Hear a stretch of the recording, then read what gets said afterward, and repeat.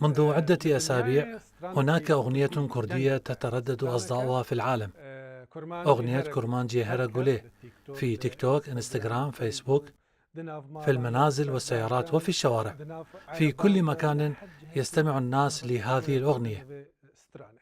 الكثيرون يقولون أنها ليست بالأمر المثير لأنها صنعت بالذكاء الاصطناعي، لكنهم رغم ذلك يستمعون إليها. قد يرغب الكثيرون في معرفة من صنع هذه الأغنية.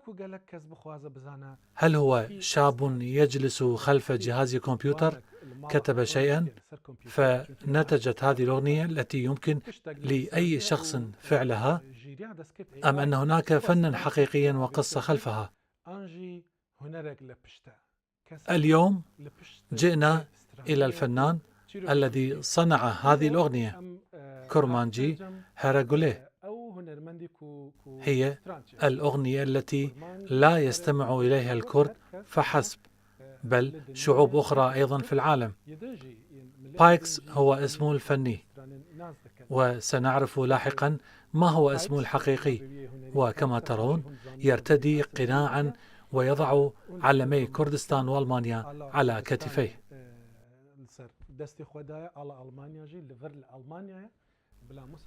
مثل ما نقول بلغتنا، ميوان هو ضيفنا ونحن ضيوفه في الاستوديو. كلانا رجال، لا نستطيع أن نقول كرمانجي هراغولي لأنه للمؤنث، لذلك أقول كرمانجي هربري. مساء الخير، اسمي بايكس وأنا من ديرسم. لغتي الكرمانجية ليست جيدة جدا، لكنني سأحاول مزج الكردية مع الألمانية لأنني نشأت هنا. عائلتي تنحدر من منطقة تعرضت كثيرا لسياسات الصهر والانحلال، لكنني حاولت ألا أنسى جذوري الكردية. لقد قدمت عملا كبيرا للغة الكردية. الكثير من الأشخاص الذين لم يكونوا يرغبون في التحدث بالكردية يستمعون الآن لأغنيتك ويرددون كلمة كورمانجي. كيف تشعر؟ في البداية كنت في حالة صدمة، لكنني سعيد جدا منذ اليوم الذي انتشرت فيه الأغنية، ونبضات قلبي متسارعة. لقد تأثرت كثيرا بكل تلك الرسائل الجميلة التي وصلتني. أشكر كل الذين ساندونا، وبالتأكيد سنستمر.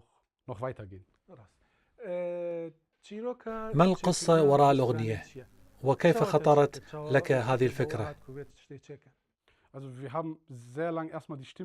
بحثنا لفترة طويلة عن صوت نقي لا تشوبه شائبة وعملنا عليه. ثم بحثنا عن اسم هيفا وتعني الأمل. صنعنا أغاني كثيرة، لكننا اخترنا الأفضل منها ونشرناها. كم استغرقت المدة؟ البعض يقول إنك تعطي أمرا لموقع إلكتروني وينتهي الأمر. لو كان الأمر بهذه السهولة لصنعت آلاف الأغاني من هذا القبيل. نحن فقط من أجل الصوت استغرقنا أكثر من أسبوعين، وكنا نبحث ونجرب يوميا لعدة ساعات. أغنية كورمانجي هراغولي صنعنا منها 6 نسخ، ثم اخترنا هذه النسخة لنشرها. صنعتم 6 أنواع. لماذا اخترتم هذا تحديدا ليكون الأحسن بينها؟ لأنه دخل القلب مباشرة. شعرت بقشعريرة في جسدي عندما سمعته. شريكتي قالت: واو، هذا هو. بعدها نشرناه مباشرة على تيك توك. أنشأت موقعا في تيك توك ونشرته وصنعت الموسيقى لترى من يشاهدها. قبل البرنامج قلت لي أنك صدمت بعد النشر. احكي لنا قصة سبب تفاجؤك.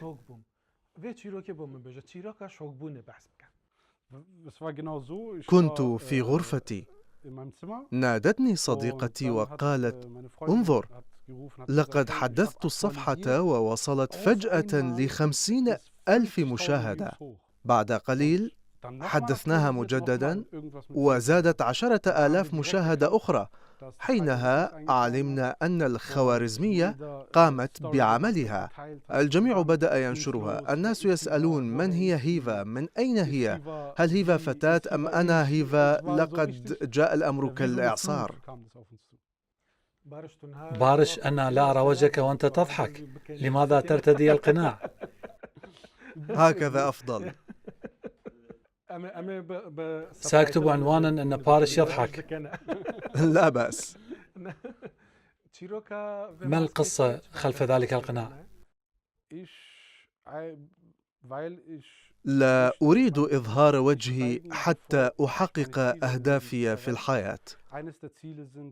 أحد هذه الأهداف هو أن أعيش بسلام، وألا أرى شعبي أو الشعوب الأخرى تضطهد مجددا. حتى ذلك الوقت لن أظهر وجهي. جيد. هل السلام قريب؟ أتمنى أن يأتي السلام قريبا. أدعو لذلك كل يوم. كما أننا من خلال مشروع 144 نريد أن نكون صوتا لأولئك الذين لا يسمع صوتهم. هل كان قراركم صنع موسيقى بالكرمانجية فقط أم بلغات أخرى؟ لأن لديك أعمالا بالإنجليزية أيضا. بالدرجة الأولى بالكردية طبعا، لكننا أردنا صنع موسيقى بالإنجليزية أيضا لأنها لغة عالمية. لا نريد الوصول للمجتمع الكردي فحسب، بل نريد أن يصل صوتنا للعالم أجمع. كونك كرديا وكرمانجيا، ما أهمية ذلك؟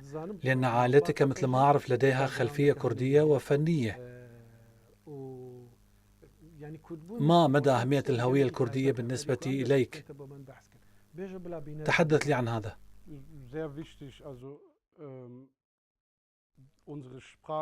مهمة جدا. لغتنا وثقافتنا وديننا وشعبنا تعرضوا للاضطهاد. ولدت باسم بارش كوركماز، وبارش تعني السلام. أريد أن أحترم اسمي. أشتاق لوطني ولابتسامة شعبي، لأننا نطارد منذ آلاف السنين. أريد أن أشارك في فعل شيء ما.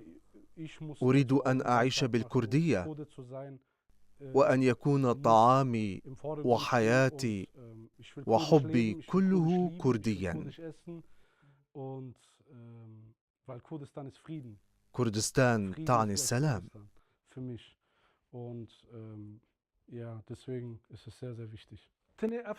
هل كان مشروعكم فقط أغنية جولي أم هناك أشياء أخرى قيد التحضير؟ بالتأكيد. تحت اسم هيفا ستكون لدينا دائما أغاني ومشاريع جديدة. قريبا ستصدر أغنية جديدة بعنوان زندان وجيان، سجن وحياة. كما أن أمامنا مشاريع كبيرة جدا لا يمكنني الإفصاح عن الكثير من المعلومات حولها الآن، لكن فور انتهائها سنخبركم بالتأكيد. نتحدث الآن عن عملك وفنك، لأن الكثيرين قد يظنون أن هذا عمل شاب خلف الحاسوب.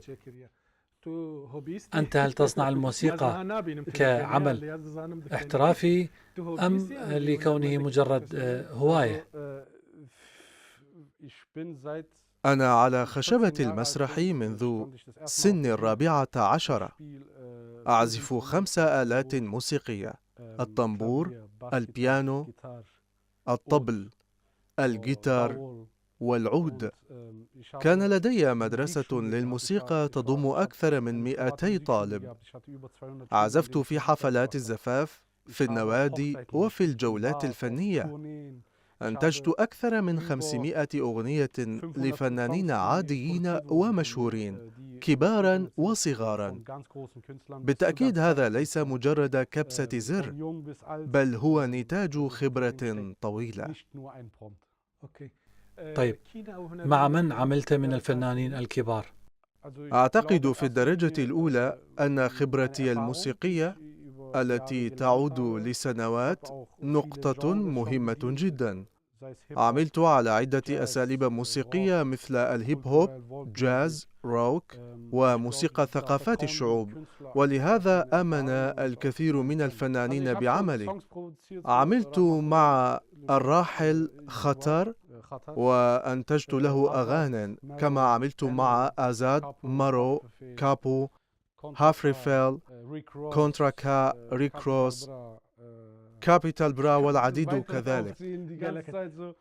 جميع تلك الأسماء لفنانين ألمان مشهورين جدا، وذلك الفنان الأمريكي هو أيضا نجم في عالم الهيب هوب.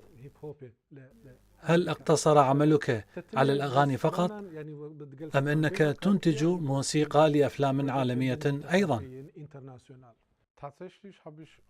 نعم، لفيلم كبير في ألمانيا بعنوان هابس سيعرض هذا العام، وهو يتحدث عن زندان أوجيان، السجن والحياة. أين سيعرض؟ نتفليكس؟ لم يتحدد بعد إن كان سيعرض على نتفليكس أم أمازون. كنت المشرف الموسيقي وأدرت كامل موسيقى الفيلم والحملة. الفيلم يظهر أن على الإنسان أن يحاول سلك الطريق الصحيح وأن يكون صوتاً لمن لا صوت لهم.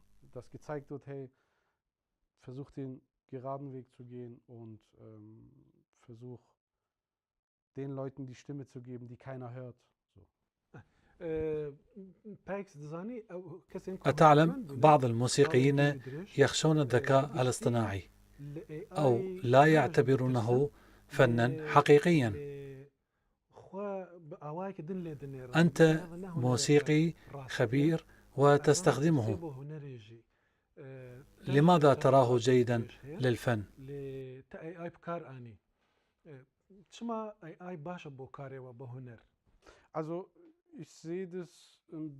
أرى الأمر بشكل مختلف.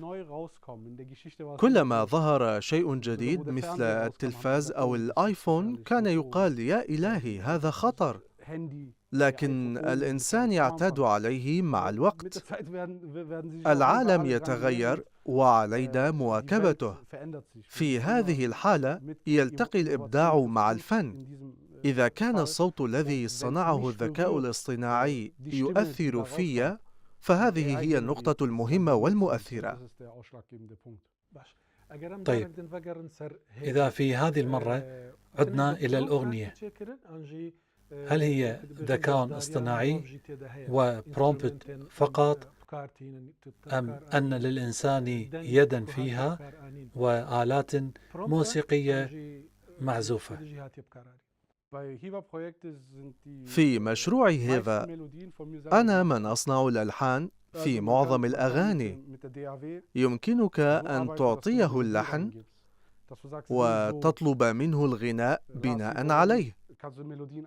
على سبيل المثال، أعزف مقطوعة على الساز وأعطيها للبرنامج وأطلب منه تطوير اللحن لي. هذا يعطي دائما نتيجة أفضل وجودة أعلى مما لو كتبت له نصا فقط. هل يمكننا سماع شيء تعزفه ليرى المشاهدون أن بايكس ليس ذكاء اصطناعيا؟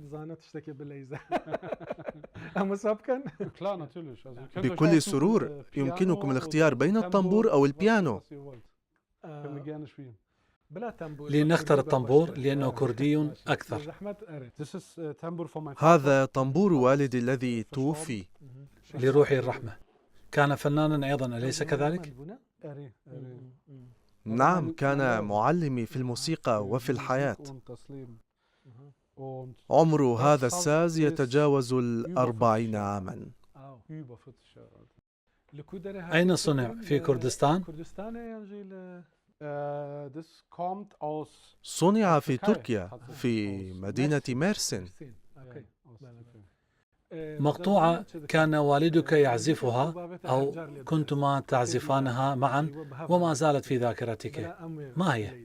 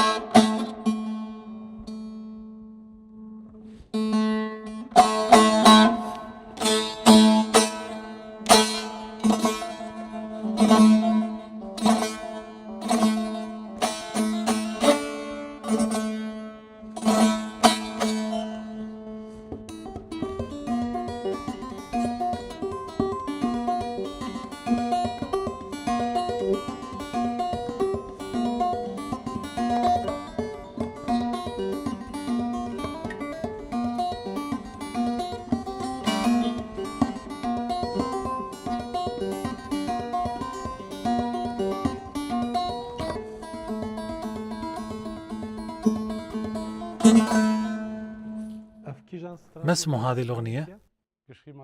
والدي كان يعزف هذه المقطوعة دائما وكان يحبها جدا.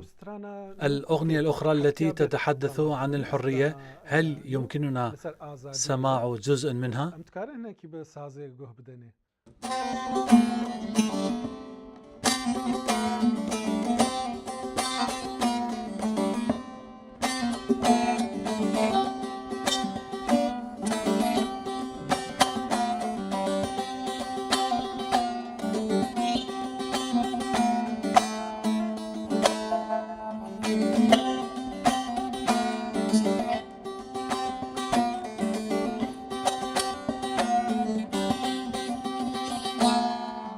هذا هو لحن أغنية زندان أوجيان. أطلب الكثير من الأمور إذا كان الأمر متعلقا بالموسيقى. هذا يفرحني كثيرا، فأنا لا أرتوي من الموسيقى الكردية.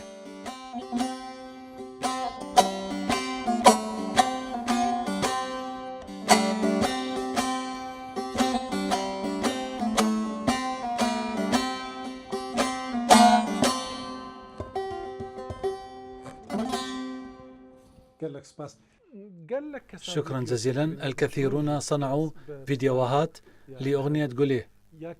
أي فيديو لفت انتباهك أكثر؟ في الحقيقة الفيديو الذي صنعته روداو كان الأكثر إثارة للإعجاب بين الجميع.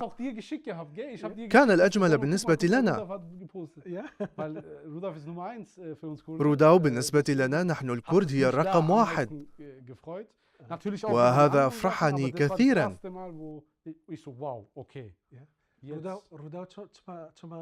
لماذا روداو هي الرقم 1 بالنسبة إليك؟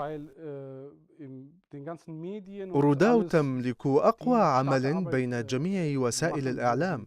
الأخبار التي تصلك دائما هي أخبار حديثة، وأنا أشاهد برنامج دياسبورا منذ مدة طويلة.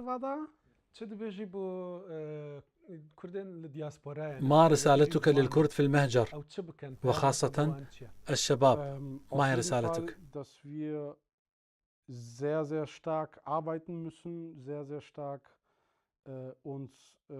يجب أن نعمل بجد. يجب أن نعمل من أجل الخير. الكثيرون ينظرون إلينا بعين مسبقة من الأحكام بسبب الدين أو العرق. يجب أن نلمع من خلال العلم والدراسة، وأن نكون أمثلة جيدة وننشر السلام في كل مكان.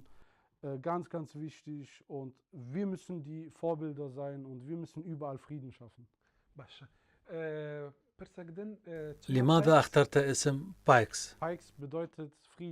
بايكس تعني السلام باللغة الفرنسية.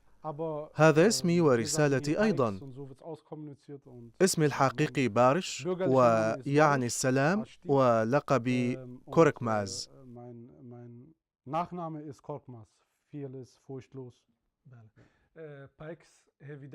بايكس، آمل في المرة القادمة أن نجري اللقاء معك بدون قناع، وأن تنشر أعمالك الجديدة قريبا، وحين سأناديك باسم السلام وليس بايكس.